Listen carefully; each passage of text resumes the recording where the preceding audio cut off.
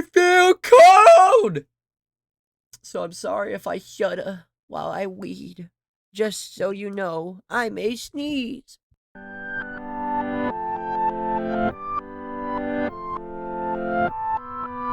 Oh god. Hello everyone, my name's Stonsey Boy and welcome back to Reading with Stonsey. Today I'm going to be wearing stockings on my feet because all my good and cozy socks are dirty for some reason. Like they're physically covered in dirt. I don't know how that is, actually. It's maybe mud? I don't know what this crap is. They shouldn't be. Oh, you know what? It could be boots. It could be because I put boots over them. I don't know. That's weird. Um, okay, so I'm wearing stockings today and a jacket because I'm cold. Um, yeah. Today we're reading pages 100 to 120. Not as long as last episode's, but still pretty long. So, without further ado, if I remember where we are, let's begin. Luca didn't move. Was he supposed to? Maddie pointed at Luca. Asher glanced back at the instructions, then he looked at Luca. You're supposed to go to the safe room. It's a small room in the end of the back hallway. You're supposed to go in, close the door, and then wait for the door to open again. Then you come and chase us. Apparently there's a knife, not a real one, of course. And then there's some place you're supposed to pretend to try to stab us or grab us or whatever. Then Luca didn't respond. Asher said, got it? Luca nodded. And he did. Something rough rubbed back the back of his neck. He tried to adjust the rabbit head. The rubbing stopped, but the skin on his neck felt scratched. Asher read aloud some more instructions. It was something about how long the game lasted and how you left the game. Luca had only laughed listening. The scratch on his neck distracted him. Asher studied the game instructions for a few more seconds, then turned to Nolan and Maddie. There's some stuff about what says we can handle Springtrap. Luca turned toward the instructions. You might as well know the defense strategy. Asher blocked the view. No fair. You don't need to know anything else. Well, you're on a timer, guys, Maddie said. Let's do this. Come on. She grabbed Nolan's hand and motioned for Asher to come with them. Asher turned Lucy away in the game's instructions. Luca shrugged. What did he care anyway? He just wanted to get this over with. Asher lifted a fist and offered it to Luca. Good game, right? Asher said, just like he did before they took a field at the games. Luca raised his fist and buffed Asher. It's good game. Something poked the other side of Luca's right wrist. He unclenched his hand and dropped it to his side. He watched Asher trot after Maddie and Nolan. Luca trotted looked around. He shrugged. He knew he'd find a way back off the hallway near the rear of the dining area, so he headed in the direction. As he took his first step, the distant pop resounded through the set, and the lights dimmed. Shadows stretched out in front of him. Luca took a deep breath in a few steps. He winced. He winced. The Springtrap suit was not at all comfortable. Although it had expanded to fit him, it now felt like it was widening around his body. The metal framework was poking with a myriad of paces. He felt like he was wearing a broken cage. Luca tried to ignore the unpleasant sensation of metal prodding him through his shirt and his jeans. He crossed the black and white tiled floor and headed down the short hall. Even though the haunted house was dark and gloomy, Luca could see well enough. He marveled at just how chilling the place looked. The set, like a dilapidated archway, was relatively new. It felt, however, as if Luca was inside of a building that had been ravaged by time. Nothing about the place felt fake. The walls Luca passed as he moved further into the set looked dirty and moldy. The cobwebs stretched far across the murky corners and hung limply in barely flickering wall sconces.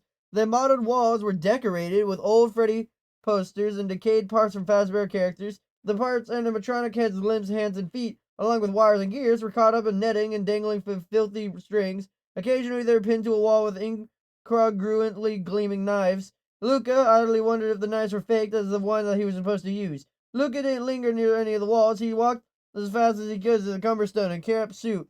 Finally, he reached for the dining area. The dining area looked like it had been abandoned in the middle of a birthday party. Half-eaten pizzas and half-drunk sodas sat in red and white striped tablecloths next to bright yellow napkins. Freddy Fazbear birthday hats were strewn on the tables and chairs. The chairs were askew. Curious, Luca reached out to touch the pizza he passed the table. Even though he didn't fully feel it through the suit's decayed-looking rabbit paws, he could tell it was made rubber.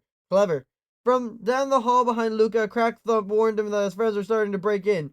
He picked up his pace so he could get to the safe room before they reached him. At the far side of the dining area, a stage ran the length of the room. Its curtains were pulled partly back, just far enough to reveal statues. At least Luca figured that there were statues of Freddy's original animatronics. Freddy, the bear with a top hat, Chica, the chick wearing an apron and holding a plate of toothy cupcake, and Bonnie, a purple guitar playing bunny, clustered near the center stage. They were unmoving. The way their gaze was aimed toward Luca made him looked like they might start performing, or worse, any second. Lucas turned away from the stage. He spotted a back hallway, but he's suddenly reluctant to go where he was assigned. Started the reason why he didn't want to come to explore, right? Defiant of his friends and the rules, he headed to the opposite direction, toward the arcade area. Unlike the arcade in the Pizza Plex, which was filled with so many bright lights and emitted so many bleeps and dings and tiny music, and the din was overwhelming, the arcade was dark and quiet. All the games just looked broken, and they were covered with a hefty layer of dust.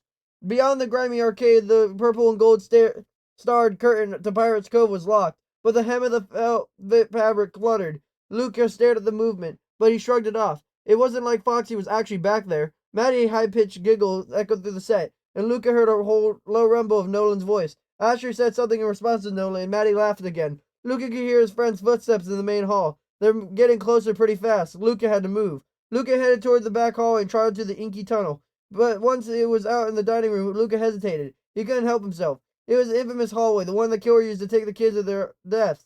Well, actually, it wasn't the hallway, but the reproduction, obviously. But Luca would have sworn it was a real thing. Not only did it look like narrow, dingy hallway of urban legend infamy, it felt like it could easily be conduit to the very bad place. Behind Luca, his friend's footsteps reached the dining area. He started to stride down the hall, and his steps faltered. He stopped and listened. Sibilant sighs wafted through the hallway. They carried with them the sounds of sobbing, childlike pleas. Luca frowned and shook his head. It was just an audio track, he reminded himself. It was a fake haunting's house. A chair scraped across the floor in the distance. His friends had reached the dining room. Lucas started trotting down the hall. As he jogged along, something inside the rabbit suit gouged at Lucas' forearm. He sucked in his breath. "What was that?" Maddie asked. He wasn't really close, but she was closer to Luca than he should have let her get. He would have been in the safe room a long time ago. Maddie's question, however, although he didn't know it, was a good one. What was that gouge that Luca just felt? He didn't have time to think about the question in long because next to the thing Maddie said was, "Oh, look at the animatronics." Luca heard Maddie's leather flats tap across the bare floor. Her footsteps reached the base of the stage. "This is so cool." Luca listened to Maddie trot up the stairs and stage just as he reached the doorway of the last room at the end of the hall. Although he could easily hear his friends from where he was, they knew they didn't hear him. They couldn't see him either. The hall was dark at any subterranean passageway. As Luca ducked in the little room, he heard Nolan calling out, "Be careful, babe. This place has surprises." Luca pulled the door closed. As soon as the door settled in place, it clicked. Luca reached out to try it open. The handle wouldn't turn. The door was locked. Although being stuck in a locked room wasn't ideal, Luca wasn't too worried about it. He figured the game would unlock the door at the prescribed amount of time. He turned to look at the surroundings, but Luca couldn't see anything. The room was pitch black. Luca felt around for a light switch. He quickly realized that feeling anything was a challenge. Inside of the suit, his hands wouldn't sense much at all. The only thing he could do was sweep and paw up and down over the wall, hoping he might eventually encounter something. After a few seconds of groping, Luca was still in complete darkness. Oh no, not complete. There barely was a glow reaching around the door's frame, which wasn't much, but it was enough to see the tension that bunched up Luca's shoulders while he groped for a way to turn on the lights. Luca tried to see what was in the room. All he could make out was some square shapes that he might have been boxes. He tried not to wonder what was behind him. His eyes further adjusted to the lack of light. Luca spotted something on the floor. He bent over to see what it was. It was the rubber knife. Or at least he hoped it was rubber. It looked pretty real. Luca picked up the knife. He closed the rabbit fist around the knife's hilt and touched the tip of the rabbit finger. He gave it a little good rubber. Luca straightened as he did. The suit pinched in a little tight around his waist. Something abrasive scrapped against his tailbone. Should it be doing this? Could it be? No, he wouldn't let himself think like that. He was too wound up already. It was just the game. The toy made a tiny humming sound.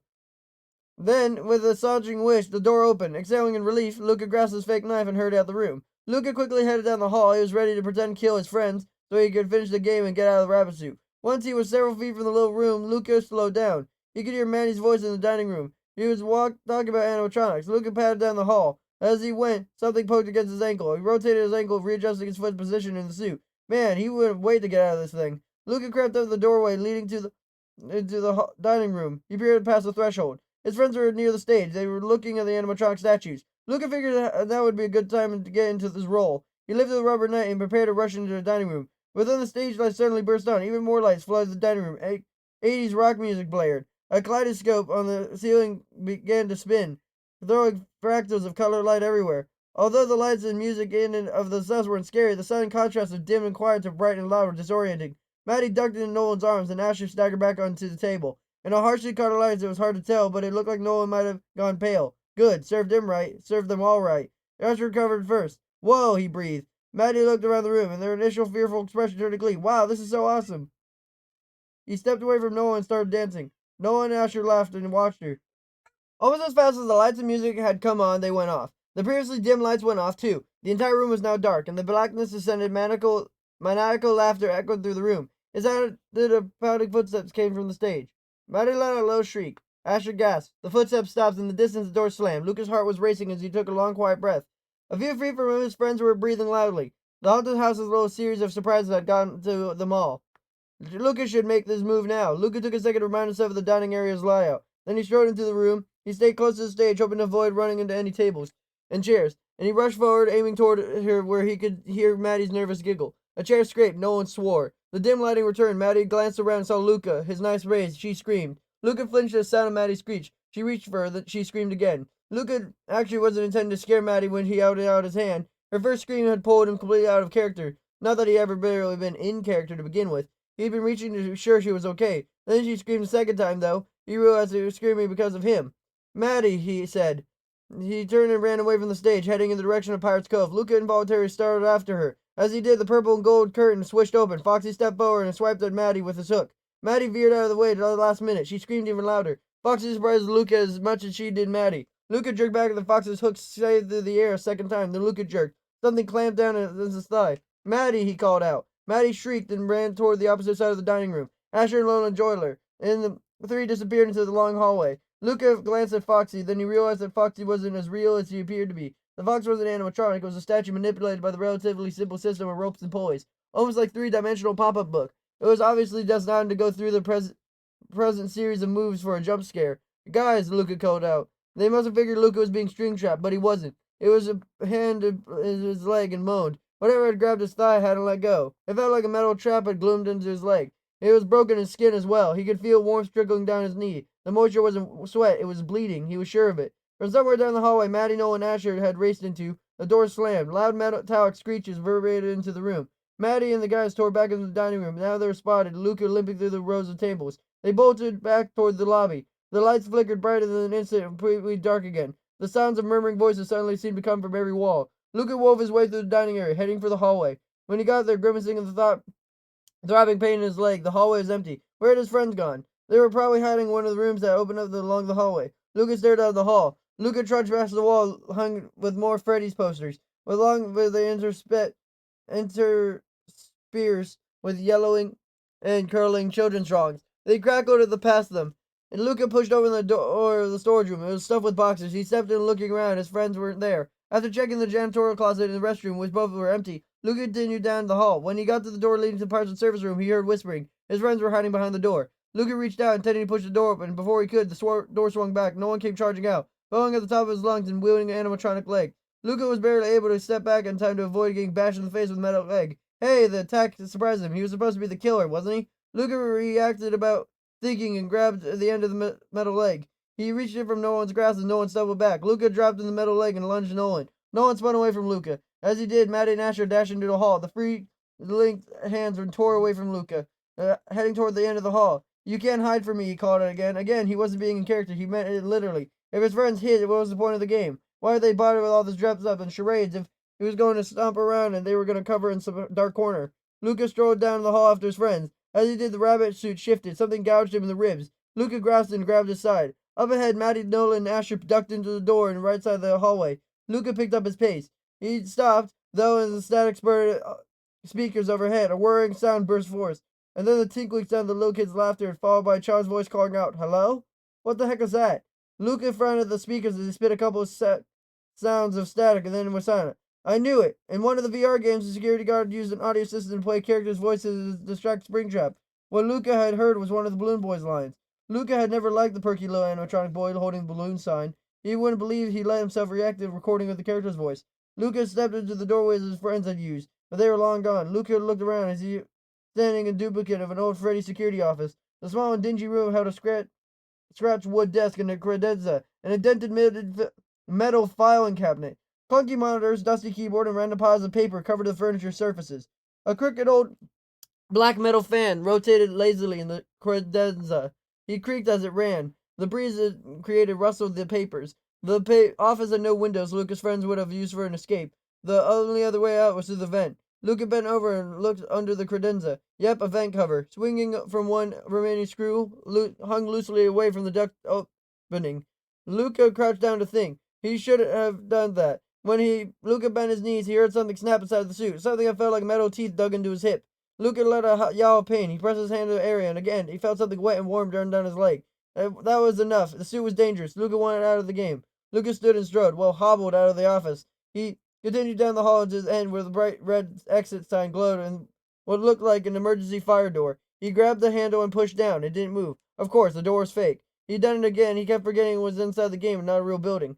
The game, he vaguely remembered after reading, was had one entry and exit point. There was a door beyond the crumbling brick archway, and that door was locked down as soon as the game started. The only way the real exit door would open is if the game was up, or if all four participants pushed the door together. Luca tried to remember what Asher had been reading when Luca was concentrating on the scratch on his neck. Right, the game locked the participants being chased who couldn't cheat and leave the set.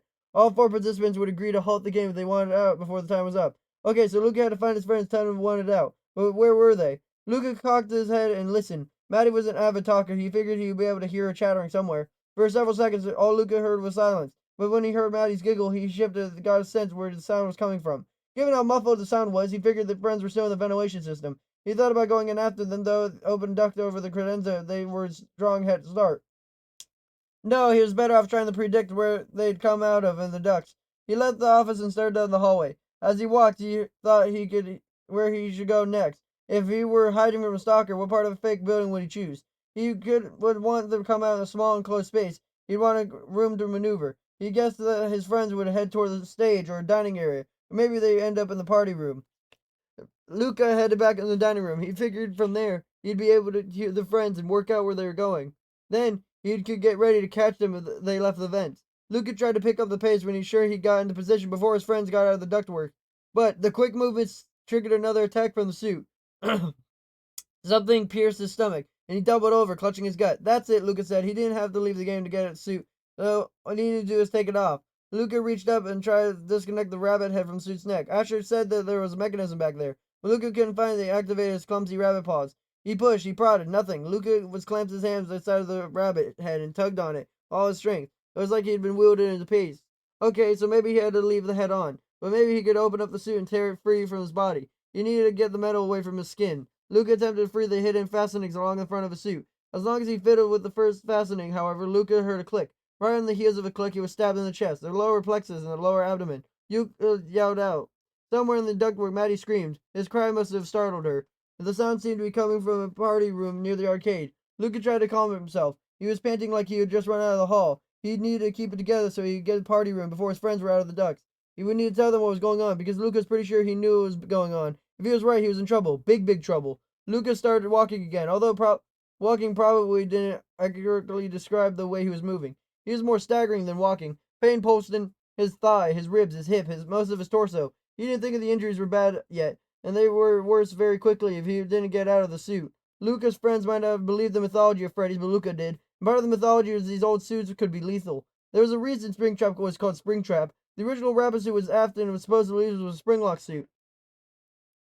Springlock suits were multiple-use suits, and their function either animatronics or as costumes, depending on which mode was chosen. In costume mode, the metal of the suit acted like a collar stray or corset. It provided a sort of lining of the suit in animatronic mode. The metal could engage, meaning that it would spring inward to provide structure and animatronic character. The suits were discontinued long after they were created because the locking mechanisms were often faulty.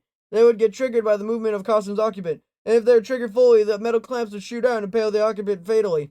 Luca was wearing one of the original Springlock suits. He suspected it since the suit was first poked at him. He tried to convince himself he was wrong, but had been feeling the ragged edges of poorly constructed costume. He told himself, surely Fazbear Entertainment would have to put a real Springlock suit in the costume closet. At least, that's what he had tried to believe, but he'd known, deep down, that he'd always known. And now he couldn't delude himself any longer. He had to face the fact that if he wasn't careful, and if he didn't get out of the suit soon, he might be doing more than just replaying the story of William Afton.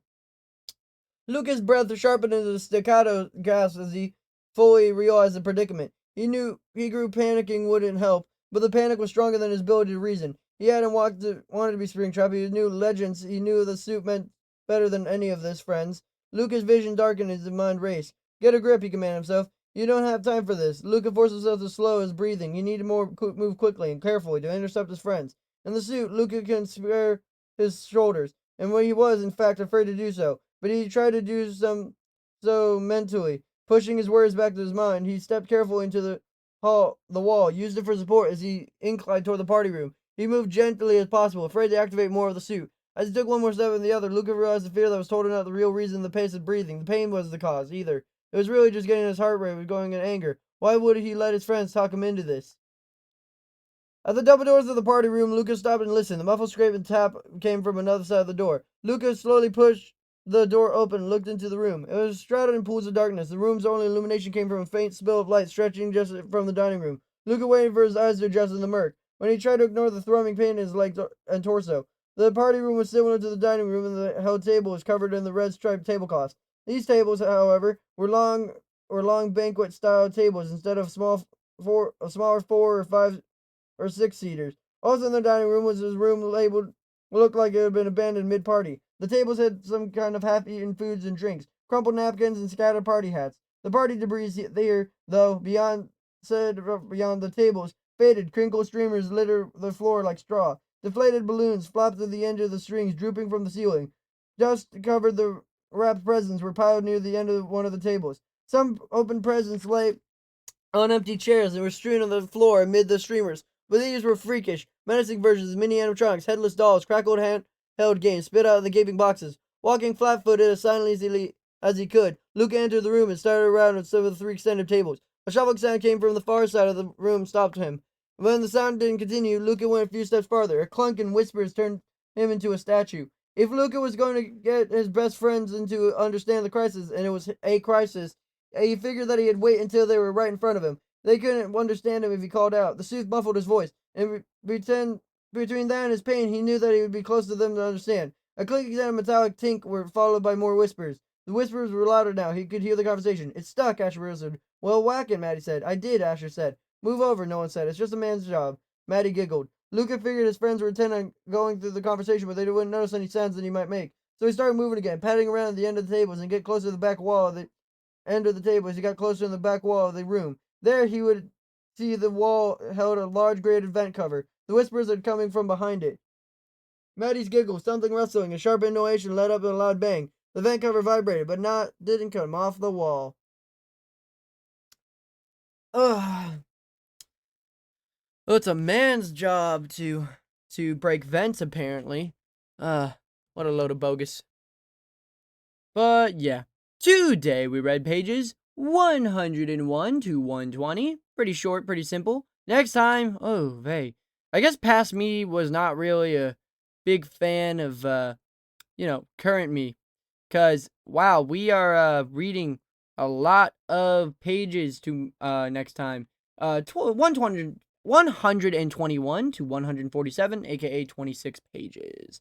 Not as bad as the 28, but 26 is still pretty bad. But what isn't pretty bad is that it's time for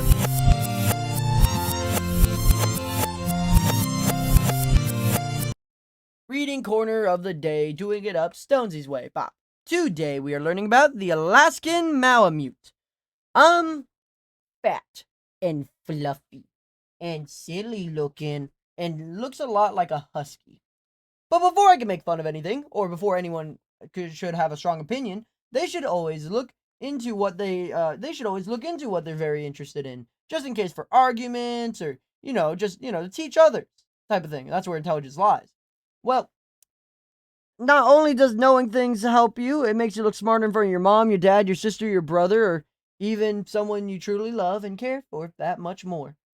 But also intelligence doesn't necessarily lie in knowing things. It's also knowing things and teaching them. That's why teachers are some of the smartest people you'll ever meet. And sometimes they ain't. I'm not going to deny that. Now, for the history of the Alaskan Malamute, it's like most dogs of the Spitz family. The Alaskan Malamute evolved from the Arctic region shaped by the adverse climatic conditions. Its origin is unknown, but it was first described living among the native Inuit people, shown as the Malamutes, who lived along Snorting Sound of Alaska's northwest coast. The word Malamute comes from Mahale, an Inuit tribe name, and Mutt meaning village, the dogs served as the hunting partners for big game, such as seals and polar bears, and hauled the heavy carcasses back home. These dogs were, of a necessity, large and strong rather than fast, and they were one dog to work as many smaller dogs. They were an essential cog in people's lives and were treated as almost as one of the family. Although they were never pampered as pets, their unforgiving environment meant that less than optimal dog would probably not have been kept, and the first outside explorers came to the region in the 1700s. They were impressed not only by the hardy dog, but also by their owner's obvious attachment to them. With the discovery of gold in 1896, a flood of outsiders came to Alaska. For entertainment, they staged weight pulling contests and races among the dogs. The native breeds were interbred and each other was brought by settlers, often admitted to create a faster racer, simply a supply of the vast numbers of dogs needed to supply the gold rush. The pure Malamute was in danger of being lost in 1920s. A New England dog racing enthusiast obtained some good specimens and began to breed the traditional Malamutes. As the breed's reputation grew, some were chosen to help Admiral Beard in his 1933 trek to the South Pole. During World War II, the Malamute was once again called into service, this time to serve as freight haulers, pack animals, and search and rescue dogs. In 1935, the breed received American Kennel Company recognition and began a new phase as an imposing show dog and loyal pet. So, do you want to own a war veteran? That would be the Alaskan Malamute. So what if you do? What's the temperament? How are they good with kids? Will their flashbacks come back in the heat of time? Well, the temperament of the Alaskan Malamute is that the Alaskan Malamute is powerful, independent, strong-willed, and fun-loving. Its idea of a great fun is pull, sled, or cart. It also loves to run and roam. It's family-oriented, and as long as it's given daily exercise, is well-mannered in the home. Without proper exercise, it can become frustrated and destructive. It is friendly and sociable toward people, but it may be aggressive to strange dogs, pets, or livestock. Some can be domineering and tends to dig and howl. Seems to make sense, but what's the upkeep? What if I want one of these dogs in my home since they seem to be good with kids and I know I can trust them keeping them outside? Well, the upkeep of the Alaskan Malamute is that the Alaskan Malamute loves cold weather and especially loves to haul a sled through the snow and can run for miles and needs to have adequate exercise every day, either in the form of a long walk on a leash or opportunity to run or mush. It can live indoors in temperate cold climates, but it does better inside during warm weather. Its coats need brushing once or twice a week before then when shedding. Now, here's the thing. If you're a child, please stop listening for a little bit. If you are an adult or a teenager who owns an Alaskan Malamute, we're gonna start talking about the health concerns, major, minor, what they're occasionally seen with, and their suggested tests. So get a notebook. The health of the Alaskan Malamute is that their major concerns are CHG and cataracts. Minor concerns are chronodysplasia and hyperthyroidism. They're occasionally seen with gastric torsion, hemerolophia, and polyneuropathy and seizures. The suggested tests are hip, eye, thyroid, and chronodysplasia clear rating. Their lifespan is 10 to 12 years. Now imagine you don't see this dog in front of you. What do they look like? How do they form and what do they do? Well, the Alaskan Malamute is a powerfully built dog of Nordic breed type, developed to haul heavy loads rather than race. It is slightly longer than it is tall and heavy, boned and compact. Designed for strength and endurance, its gait is steady, balanced, and tireless. Its coat is thick and double, with a coarse outer coat and a dense, woolly, oily undercoat, providing the ultimate insulation. Although the eyes have a wolf-like appearance, the expression is soft. They look so silly. Now for the tier list. 5 is the best, 4 is better, 3 is average, 2 is worse, and 1 is the worst unless it comes to grooming, which is not going to be good for this dog. Well, the energy level is out of 3, so pretty average. Exercise requirements is out of 4, so more than average. Playfulness is out of 3, so pretty average. Affection level is out of 5, so it loves you. Friendliness towards dogs and other pets, however, out of 1, so not very keen. Friendliness towards strangers is out of 4, so pretty up there. Ease of training is out of 1, pretty easy.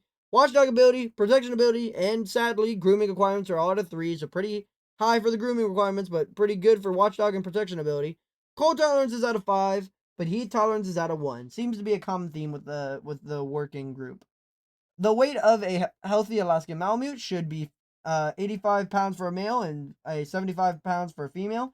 The height should be 25 inches for a male and 23 inches for a female, unless it was inches, unless it was feet, in which case we'd live in a world of giants. Oh wow. I don't think I've ever gotten the name of this dog before, but I've seen him a lot, and it is The one you'll learn about in the next episode. Do you guys ever realize I do that for the big book transitions? Does anyone even watch those? I know I do, because I have to edit them. So, hope you guys have a fantastic, wonderful day. Be polite, be efficient, make sure to like, comment, and subscribe, and I'll see you guys next time.